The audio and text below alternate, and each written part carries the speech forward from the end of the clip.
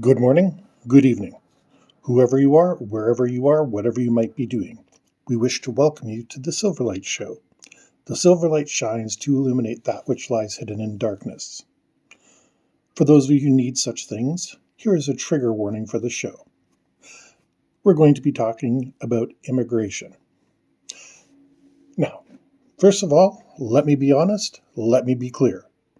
Silverlight never has nor ever will have a problem with immigration. I think it's actually a very positive force. People come from other countries, mostly wanting a better life. And most of them, well over 80%, work darn hard to achieve that better life. We don't have a problem with immigration because we screen our immigrant applications pretty well. On the other hand, the system isn't perfect.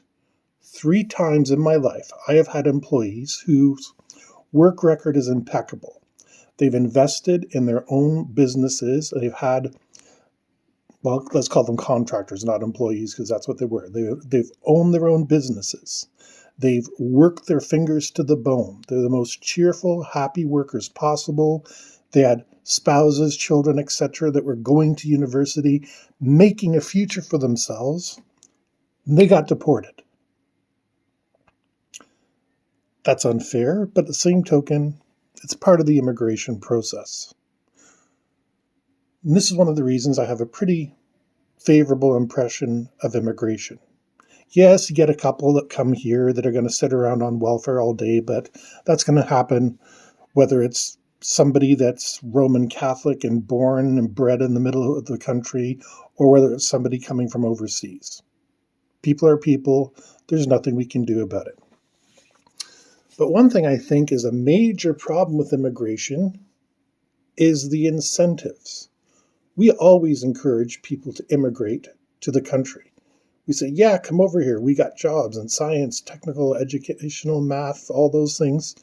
And these people come over and suddenly discover that their teaching degree, that their engineering degree, whatever it is no longer valid. So now, instead of being an engineer or whatever, they're working at Tim Hortons or McDonald's or Wendy's or what have you. It's quite a step down. Now, they're able to afford a little bit better life than they were back home, wherever back home is, but it's distressing to see this happen. We don't, as a society, give immigrants nearly enough resources to be all that they can be. And this is a crime. It's literally stealing money out of their mouths, and ultimately it's stealing money from ourselves, the taxpayers.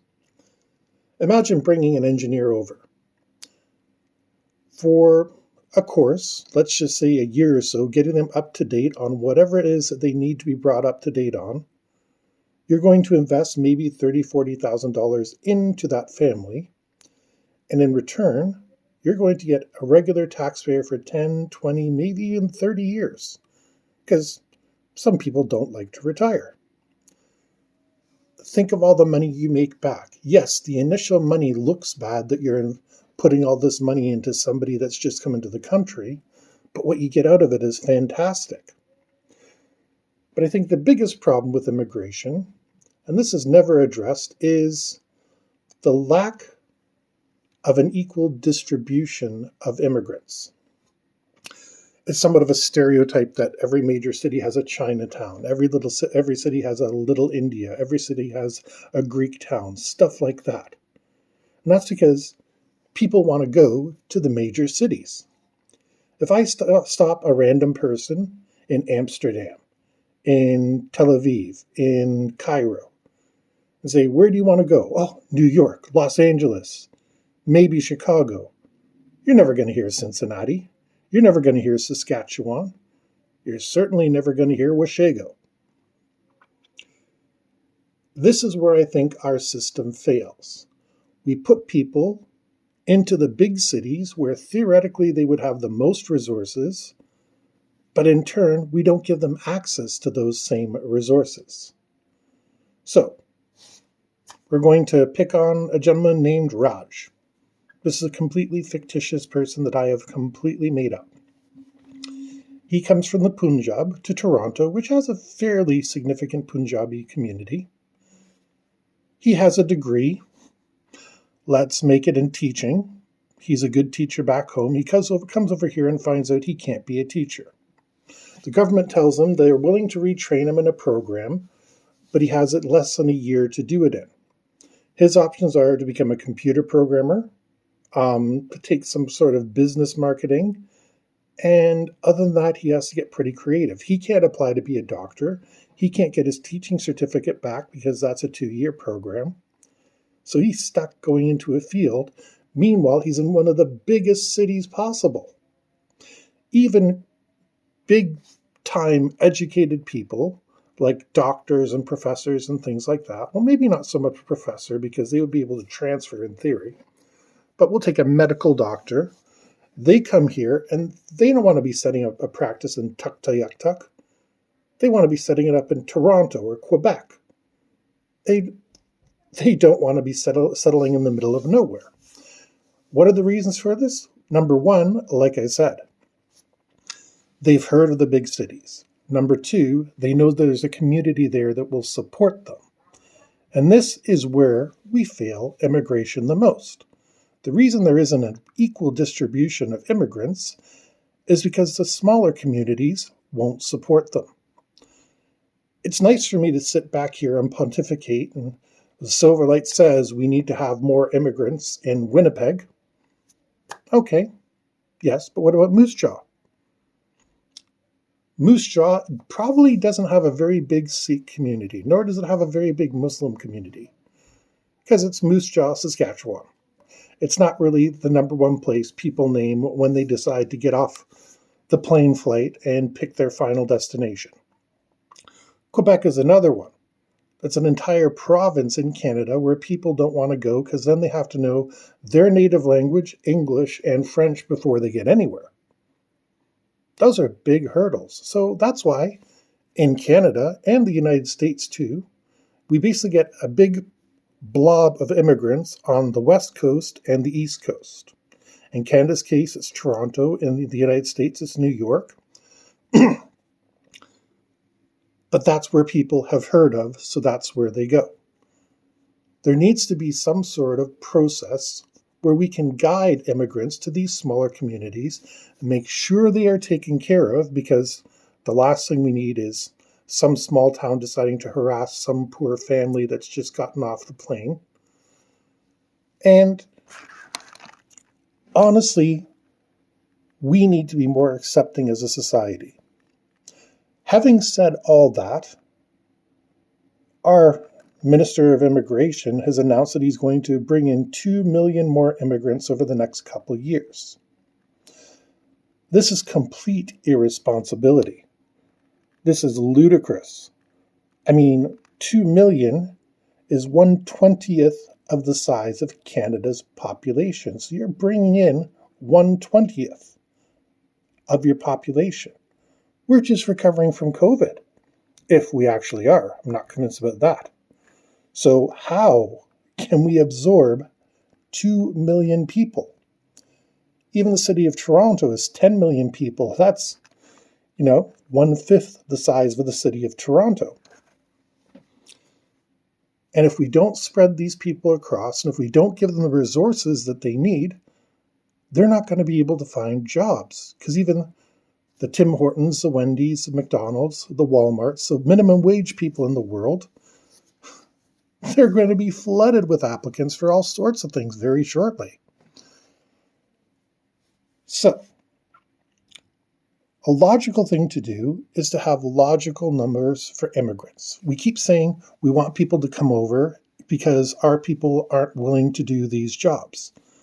Well, that's not logical at all. People are willing to do the jobs, but they're not willing to do them at the prices being offered. If you look at a personal care assistant, that's somebody who comes in not only taking care of your child, but somebody who's elderly or even special needs and needs help. Their wages are pathetic.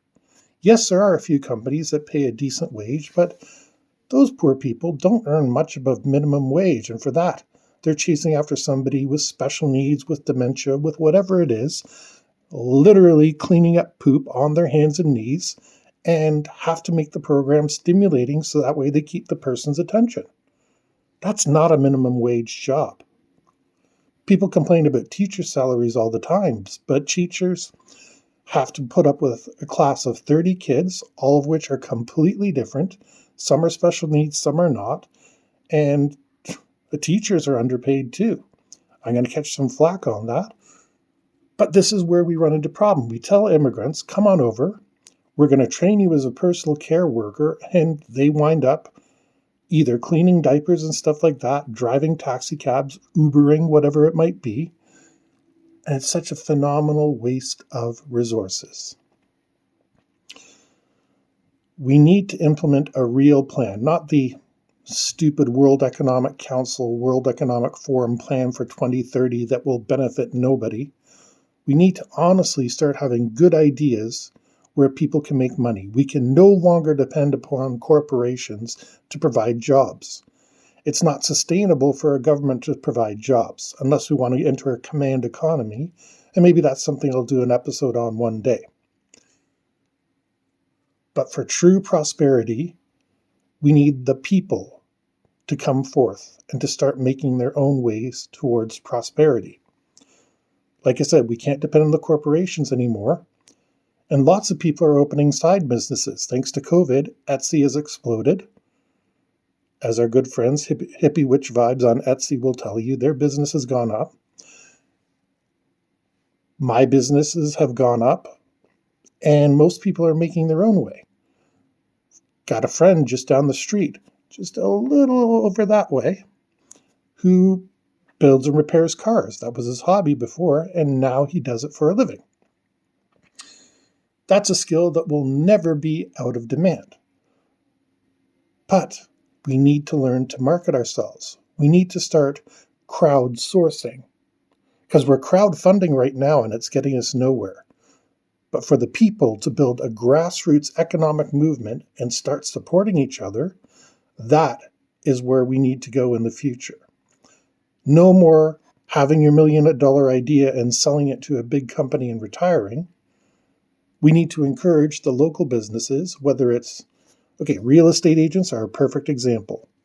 This is not necessarily something an immigrant would be able to do because you need to have the connections, you need to have the know-how, but real estate agents network. And this is a skill that immigrants instinctively grasp. They know they need to come to the big city so that they can network. They have a cousin, they have a friend, they have a relative, whoever it might be that's here, and through that they'll get introduced to the right people to make a living. So from immigration, we can learn in our own lives that we need to network. We need to bring our circle of friends into our projects and not harass them. Don't go after them and say, I'm selling concrete services. Do you need concrete? Heck no, they're not going to be interested in that. But if you let it be known, they'll tell a friend and they'll tell a friend, and sooner or later, you'll get a phone call.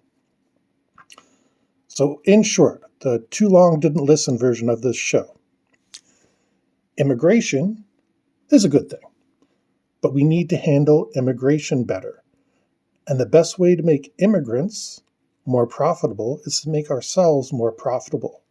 And for that, we all have to work together to make each other's lives better in any way that we can. Yes, I sound like a communist, and in several ways I am, because I am advocating a communal response. But I'm advocating a grassroots response, one that doesn't involve government. I'm not going to pass a law forcing you to do this. One that doesn't involve corporations, because they couldn't care less what we do at the bottom level. This is something that needs to come from the people. Sit back, think about what you can do, and think about what you know. And even if it's just passing on somebody's information, like on Etsy.com with Hippie Witch Vibes, fantastic store, good friend of mine. Check out her merchandise. And there'll be a link in the description for my books. For just a little bit of money, you help support the channel. And that would be your way of doing a little bit of community work and helping me out. And if you could share the link, pass it around, that would be appreciated. There's going to be a trilogy dropping very shortly. I'm very much looking forward to that. But most importantly, I just want to say thank you for listening, and I hope you all have a great day.